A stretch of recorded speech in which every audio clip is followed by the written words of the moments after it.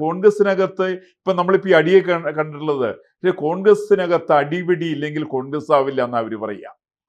അടിപിടിയാണ് കോൺഗ്രസ്. ഇപ്പൊ തന്നെ നമ്മൾ ആ ചിത്രത്തിൽ കണ്ട രമേശ് ചെന്നിത്തല ആരും മുന്നിലേക്ക് കൊണ്ടുവന്നല്ല കേട്ടോ.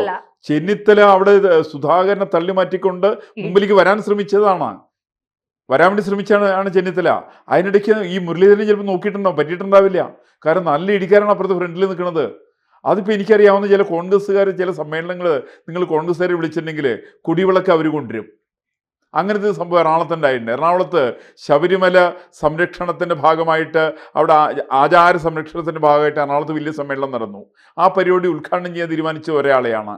കോൺഗ്രസിൻ്റെ 3-4 ആളുകൾ MP MLA ആളുകൾ അടക്കമുള്ള ആളുകൾ സമ്മേളനത്തിന് വന്നു.